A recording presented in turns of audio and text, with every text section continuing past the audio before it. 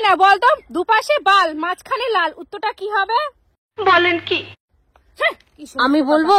এই উত্তরটা পজিটিভ হবে, নেগেটিভ নিচ্ছিস কেন? আরে আমি বলছি, বল। ওই যে ওই সকেট।